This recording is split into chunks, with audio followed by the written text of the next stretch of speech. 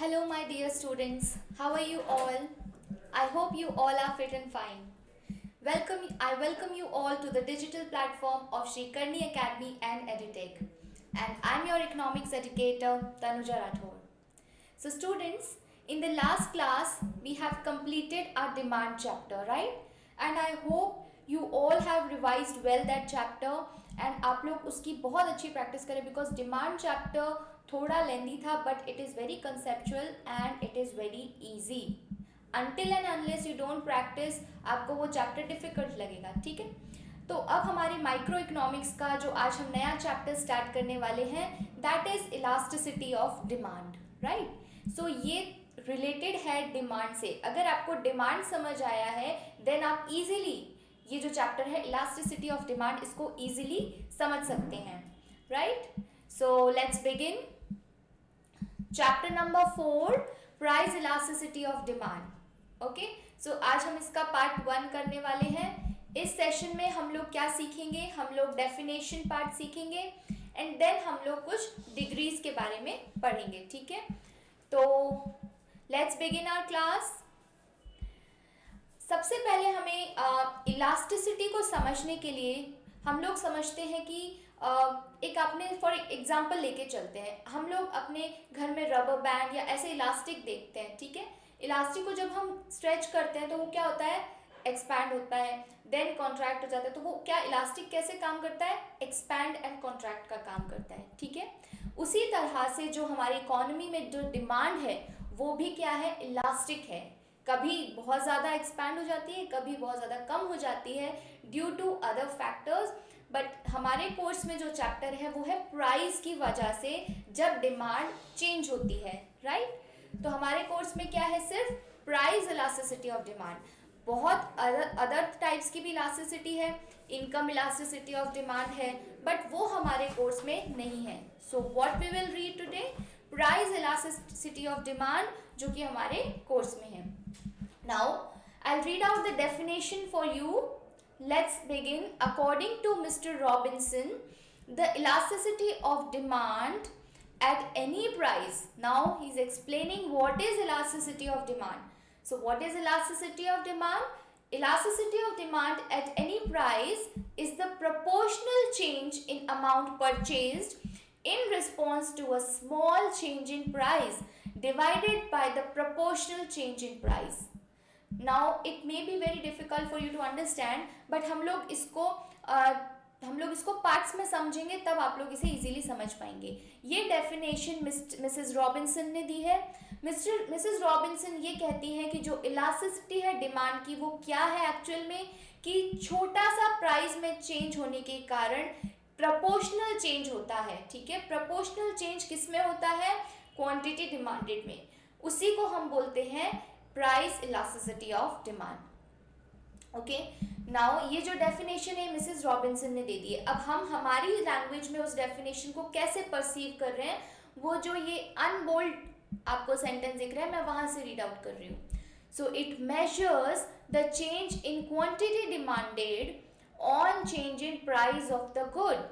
Very simple language में लिखा है, it measures change in quantity demanded on change in price of a good. So what does price elasticity of demand measures? ये measure करता है कि price की change होने में कितना change होता है quantity demand का. Now students, let me explain it further. हमने law of demand समझा था.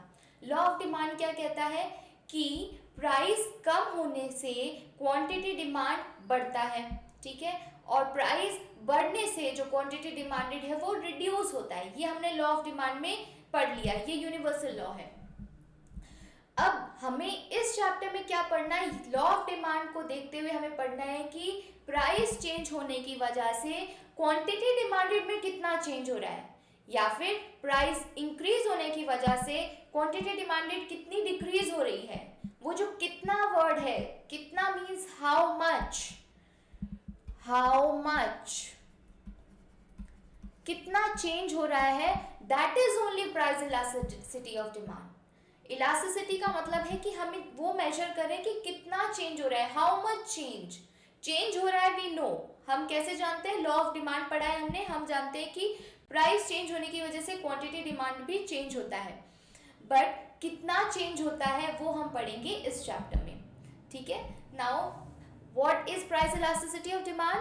It measures change in quantity demanded on change in the price of the good, ठीक है। Now elasticity of demand is the measure of responsiveness to changing prices. ये किसका measure है? Responsiveness to changing prices. Price change होने की वजह से कितना रिस्पॉन्सिवनेस चेंज आ रहा है, ठीक है। प्राइस चेंज कैसे रिस्पॉन्स कर रही है डिमांड को, that is very simple concept. आपको समझ आ गया होगा कि प्राइस चेंज होने की वजह से क्वांटिटी डिमांडेड में कितना चेंज आ रहा है, कितना रिस्पॉन्सिव जो चेंज है वो है, that is elasticity of demand. इसको और अगर सिंपल लैंग्वेज में आपको लिखना है, अगर आपको अगर मैथमेटिकल इक्वेशन फॉर्म में अगर इस डेफिनेशन को लर्न करना है तो ये है मैथमेटिकल डेफिनेशन। कौन सी डेफिनेशन है ये? Mathematical definition,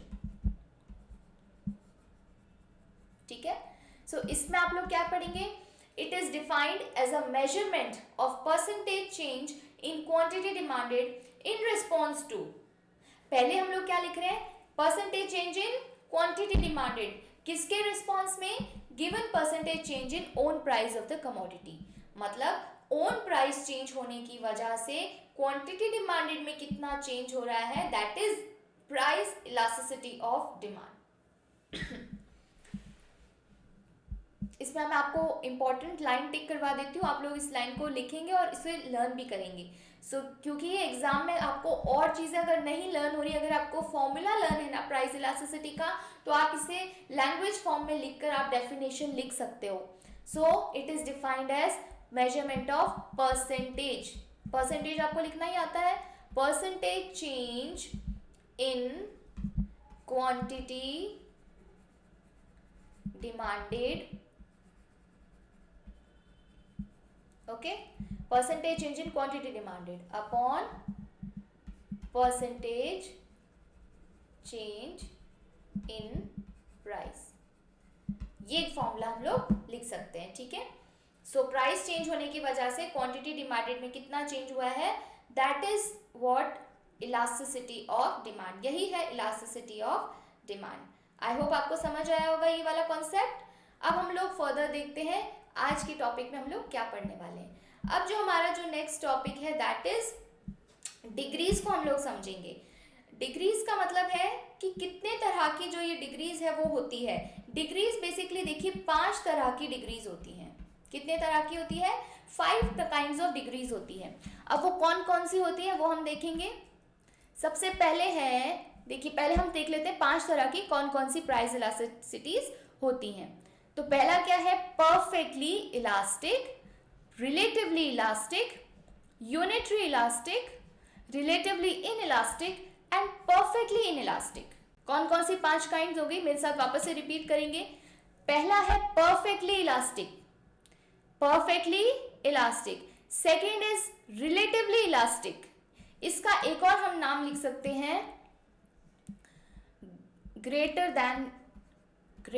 than unitary elastic, greater than unitary। फिर है unitary elastic, then relatively inelastic means less than unitary elastic, और लास्ट में क्या है? perfectly inelastic। अब आपको ये समझ नहीं आएगा क्योंकि इसी के आगे मैंने आपको एक ब्रैकेट में कुछ लिख के दिया है। What is EP? EP denotes price elasticity, price elasticity of demand. EP मतलब है price elasticity of demand, right. तो हम लोग अब इसे कैसे कैलकुलेट करेंगे? देखिए सबसे पहला है परफेक्टली इलास्टिक। परफेक्टली इलास्टिक का मतलब क्या होता है? परफेक्टली इलास्टिक का मतलब होता है कि जब हम, आप लोग क्या करिए, एक एग्जांपल लीजिए कि हम लोग इलास्टिक लेके आए, आपने इलास्टिक देखा है, ठीक है, अपने घर में इलास्टिक होता है। परफेक्टली इलास्टिक का मतलब है जो चेंज हो जाता है। इलास्टिक कैसे चेंज होता है? एक्सपैंड होता है, देन कॉन्ट्रैक्ट होता है। सो इलास्टिक जिस तरह से चेंज होता है उसी तरह से जो ये कॉन्सेप्ट है परफेक्टली इलास्टिक, मीन्स ये बहुत ज़्यादा चेंज हो जाता है। अब देखिए किस तरह से होता है, इसको मैं रीड आउट कर रही हूँ। It is a situation where a small rise in price causes the quantity demanded of a commodity to fall to zero and vice versa। इसका मतलब है अगर प्राइस में थोड़ा सा भी चेंज होता है तो क्वांटिटी डिमांडेड या तो बहुत ज़्यादा कम हो जाएगी या जीरो पे भी आके अटक जाएगी।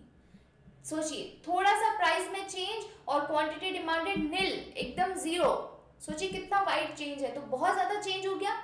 कोई भी चीज़ बहुत ज़्यादा चेंज हो जाती है, जैसे इलास्टिक है वो, इसका मतलब है वो क्या है, इलास्टिक है। और कोई भी चीज़ अगर कम चेंज हो रही है मीन्स वो इनइलास्टिक है। अब किसकी वजह से चेंज हो रहा है, प्राइस की वजह से चेंज हो रहा है, ठीक है। सो अगर हमारी जो क्वांटिटी डिमांडेड है वो प्राइस अगर स्मॉल राइज इन प्राइस है उसकी वजह से क्या हो गया है, क्वांटिटी डिमांडेड जीरो पे फॉल हो गया है, that case is perfectly elastic case. अब इसमें जो कर्व बनता है वो कैसा बनता है, देखिए under perfect competition the demand curve is perfectly elastic. Perfect competition में जो डिमांड कर्व होता है वो परफेक्टली इलास्टिक होता है। इसका मैं एक आपको एग्जांपल लेती हूँ, आप लोग अपनी नोटबुक में नोट डाउन करेंगे। आपको मैं प्राइस और क्वांटिटी दे रही हूँ, ठीक है। प्राइस आप लिखेंगे 100, प्राइस लिखिए 100, क्वांटिटी भी लिखिए 100। यहाँ पे मैंने ली प्राइस को 100 एंड क्वांटिटी ले लीजिए 120, ठीक है। इस तरह से एग्जाम्पल देखिए क्या हुआ है, यहाँ पे प्राइस कांस्टेंट है, प्राइस क्या है, कांस्टेंट है, बट हमारी क्वांटिटी डिमांडेड इंक्रीज हुई है। क्या हुई है, इंक्रीज हुई है। ये केस किस तरह का केस है, यहाँ पे जो डिमांड कर्व बन रहा है स्टूडेंट्स वो पैरेलल टू एक्स एक्सिस है, पैरेलल टू एक्स एक्सिस है। कैसे है, देखिए प्राइस हमारी 100 ही है और बट जो क्वांटिटी डिमांडेड है वो 100 से 200, 200 से 300, 300 से ये 400, मतलब इंक्रीज होता जाएगा, ठीक है। तो अगर हमने छोटा सा भी मतलब ये कॉन्सेप्ट ये बताता है कि प्राइस में लिटिल चेंज होने की वजह से डिमांड जो है वो बहुत ज़्यादा चेंज हो जाती है, बहुत ज़्यादा बढ़ जाती है। तो इस तरह का जो कॉन्सेप्ट है वो बताता है प्राइस इलास्टिसिटी परफेक्टली इलास्टिक है। ओके, इसका कर्व आपको समझ आया, पैरेलल टू एक्स एक्सिस होगा। जैसे हम इलास्टिक को एक्सपैंड कर रहे हैं तो इलास्टिक ऐसे होता है, हॉरिजॉन्टल लाइन है, तो परफेक्टली इलास्टिक जो कर्व है वो हॉरिजॉन्टल लाइन है पैरेलल टू एक्स एक्सिस, ठीक है। इतना ही कॉन्सेप्ट है। तो ये देखिए ये क्वांटिटी पहले कितनी थी, 100 थी, अब चेंज होकर 200 हो गई, यहाँ 120 हो गई, ठीक है। बट प्राइस क्या रह रही है, price is constant here, price is constant here, okay. अब हम लोग नेक्स्ट करते हैं रिलेटिवली इलास्टिक। अब क्या कॉन्सेप्ट है, रिलेटिवली इलास्टिक। इसका मतलब क्या होता है, मोर देन इलास्टिक, मोर देन, इसको यहाँ पे आप लोग एक और नाम लिख दीजिए, more than elastic. Okay students, more than elastic का क्या कॉन्सेप्ट है, when the proportionate change in quantity demanded is greater than the proportionate change in price, then it is a situation of more than unitary elastic. जो proportionate change किसमें है, quantity, अगर proportionate change price में होता है वो कम है, but quantity demanded में जो प्रोपोर्शनेट चेंज है वो ज़्यादा है। अगर वो ज़्यादा होता है तो वो मोर देन 1 यानी रिलेटिवली इलास्टिक होता है। इसका मैं एक बहुत अच्छा एग्जांपल आपको दिखाती हूँ। देखिए ये हमने प्राइस लिया, यहाँ पे ये क्वांटिटी लिया। अब मुझे बताइए प्राइस अगर 100 है तो क्वांटिटी भी 100 है, ठीक है।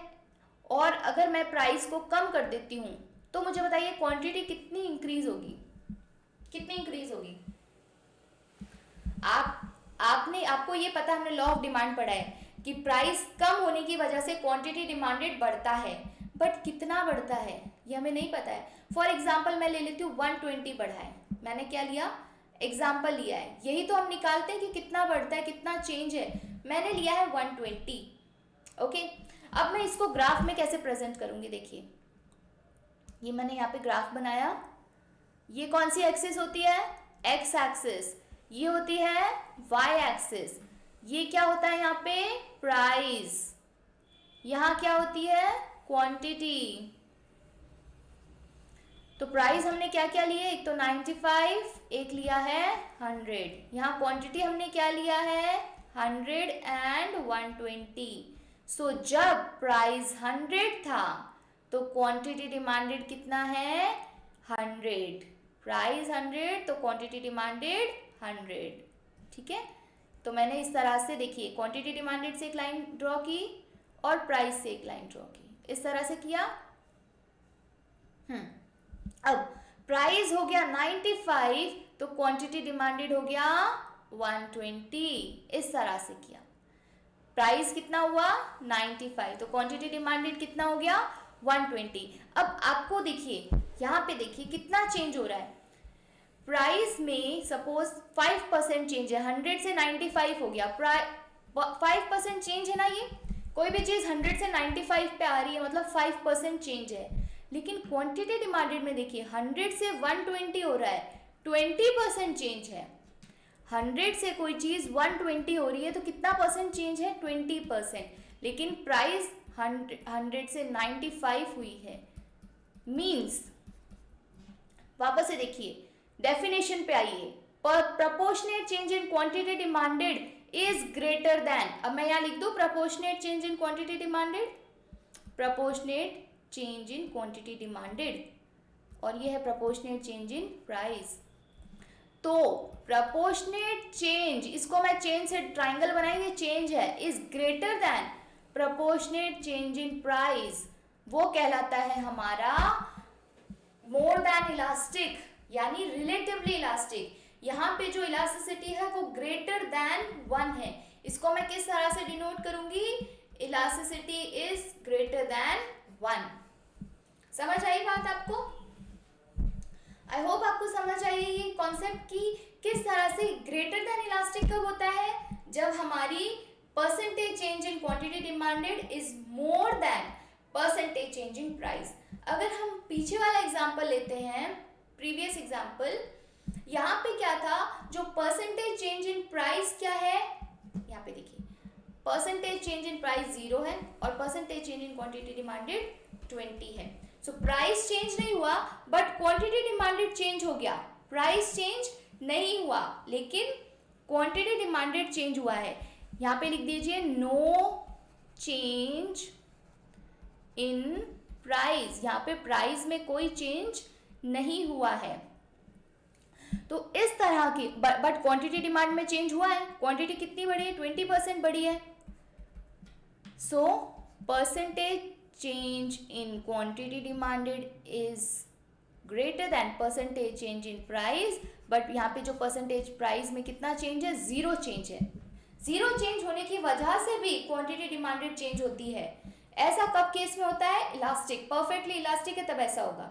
दूसरा हमने क्या पढ़ा, परफेक्टली या यूनिटरी इलास्टिक, ठीक है, मोर देन यूनिटरी इलास्टिक। इसमें क्या हुआ कि इलास्टिसिटी ग्रेटर देन 1 है, मतलब क्वांटिटी डिमांडेड है, percentage change in quantity demanded वो ज़्यादा है परसेंटेज चेंज इन प्राइस से। तीसरा केस करते हैं।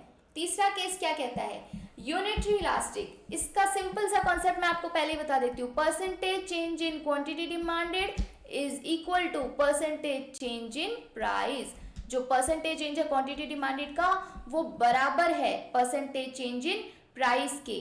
फॉर एग्जाम्पल, इसका एग्जाम्पल देखिए, प्राइस क्वांटिटी, प्राइस 100 है और क्वांटिटी डिमांडेड भी 100 है। प्राइस 90 हुआ, क्वांटिटी डिमांडेड भी 110 हुआ।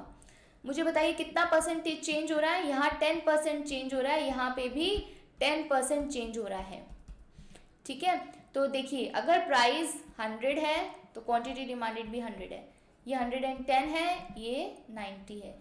सो जब 100 से 90 हुआ तो हमारी क्वांटिटी डिमांडेड इंक्रीज हुई, बट कितना इंक्रीज हुआ, जो चेंज का परसेंटेज है जब वो सेम रहता है then it is unitary elastic, यानी 10%। सिर्फ यहाँ पे एग्जांपल में देखिए 10% दोनों में, प्राइस में भी 10% चेंज है और क्वांटिटी में भी 10% चेंज है। तो इसकी अब हम लोग डेफिनेशन पढ़ते हैं। अगर इस तरह का केस होता है तो EP इक्वल्स टू कितना हो गया 1। चेंज जब इक्वल है तो 1। जब प्राइस चेंज नहीं हो रही है तो परफेक्टली इलास्टिक। प्राइस चेंज नहीं हो रही है बट क्वांटिटी डिमांडेड चेंज हो रही है तो परफेक्टली इलास्टिक। जब percentage change in quantity demanded is more than percentage change in price, then it is more than elastic, यानी EP is greater than 1. Unitary elastic में क्या होता है, percentage change in price is equal to percentage change in quantity demanded. अगर price 10% change हो रही है तो क्वांटिटी डिमांडेड भी कितनी चेंज हो रही है, 10%, राइट. इसका एक और नाम है, इसको हम लोग रेक्टेंगुलर हाइपरबोला कहते हैं. क्या कहते हैं, रेक्टेंगुलर हाइपरबोला. Hyperbola, okay. तो इसका दूसरा नाम क्या है, रेक्टेंगुलर हाइपरबोला. तो यहाँ पे अगर 10% चेंज है तो यहाँ पे भी 10% चेंज होगा. Here in this case EP is equals to 1. EP यहाँ पे 1 के बराबर होगा.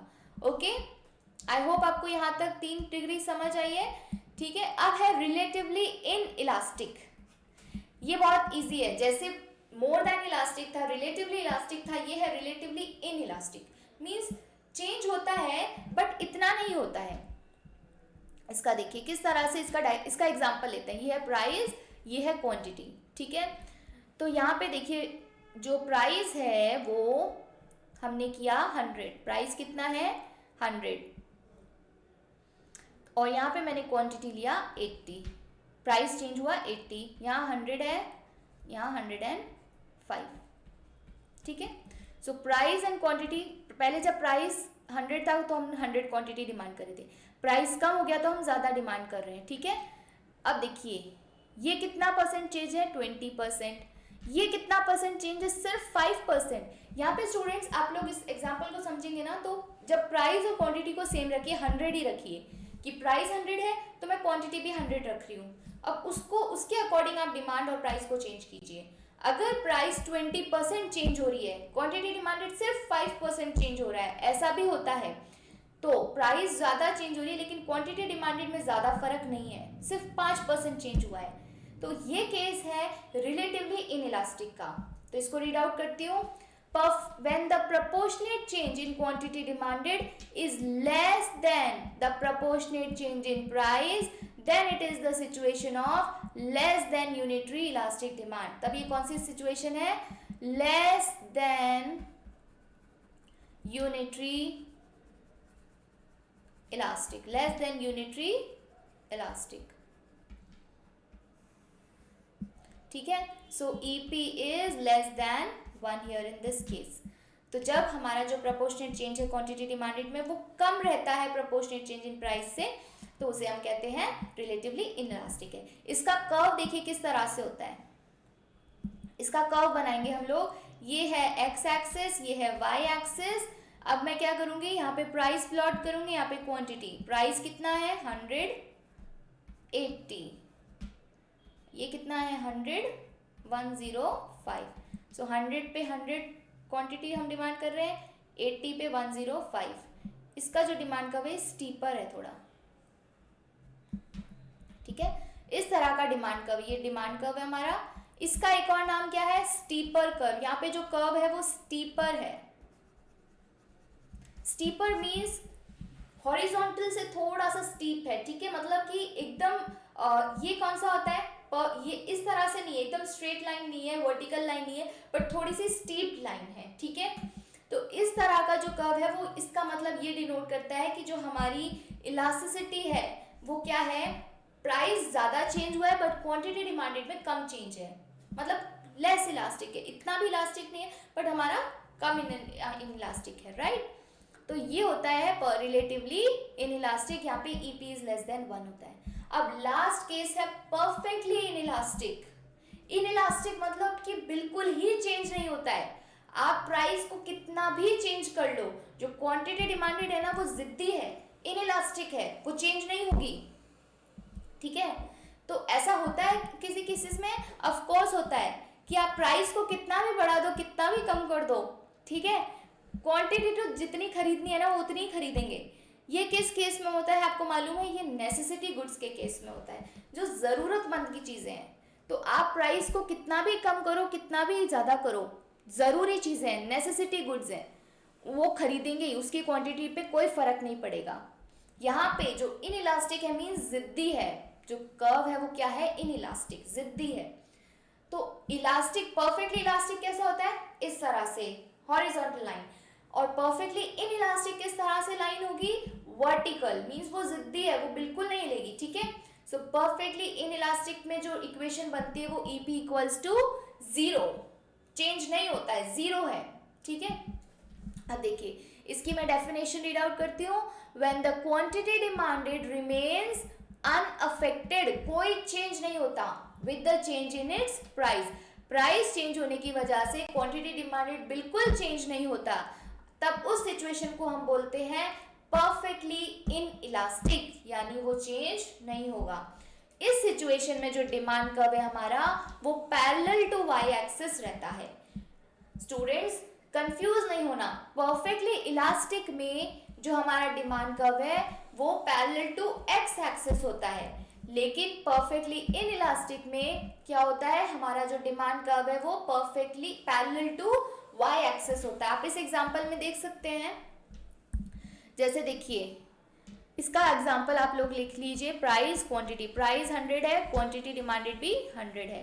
प्राइस अगर 90 हो गई, चेंज हुई, बट क्वांटिटी डिमांडेड चेंज नहीं करनी है, तो प्राइस हमारी 10% कम हुई है, बट ये क्या है, सेम है। ये सिचुएशन होती है EP इक्वल्स टू 0, यानी इलास्टिसिटी को कोई फर्क नहीं पड़ता, परफेक्टली इन इलास्टिक। तो ये हमारी है क्वांटिटी, ये हमारी है प्राइस, ठीक है। अब क्या किया, फॉर एग्जाम्पल मैंने ये लिया प्राइस 100, ये लिया 90, ये 80, मैं कितना भी प्राइस कम कर दूं, जो क्वांटिटी डिमांडेड है ना वो हमेशा 100 ही रहेगा, ठीक है। अगर मैं यहाँ पे 80 कर दूं तो भी वो 100 रहेगा। इनइलास्टिक है, चेंज ही नहीं होता है, बदलता ही नहीं है। कोई ऐसा होता है ना कि कोई जिद्दी इंसान हो तो नहीं बदलते हैं, अपनी आदतों से मजबूर होते हैं, ये कर्व वैसा ही है, इनइलास्टिक है, चेंज नहीं होता है। आप प्राइस चाहे कितनी भी बढ़ाओ, प्राइस चाहे कितनी भी कम करो। तो स्टूडेंट्स ये कुछ डिग्रीज थी हमारी, ठीक है। आई होप आपको आज की क्लास समझ आई होगी, ठीक है। हम लोग कुछ भी नहीं, आज ज़्यादा कुछ भी नहीं मैटर सीखा, हमने सिर्फ डिग्रीज को सीखा है कि कौन कौन सी डिग्रीज होती है और प्राइस इलास्टिसिटी क्या होती है। So proportionate change in quantity demanded upon percentage change in price is what, price elasticity of demand. इसमें हमने 5 डिग्रीज पढ़ी, perfectly elastic, more than elastic, more than unitary elastic, then it is what, unitary elastic। unitary elastic के बाद हमने पढ़ा था कि perfectly inelastic and relatively inelastic, यानी less than 1 unitary elastic। so 5 degrees पढ़ी थी, और नेक्स्ट क्लास में हम लोग कुछ क्वेश्चंस करेंगे और फर्दर इस चैप्टर को वाइंड अप करेंगे। Okay, till then keep studying and keep smiling, will meet in another class. Thank you so much class.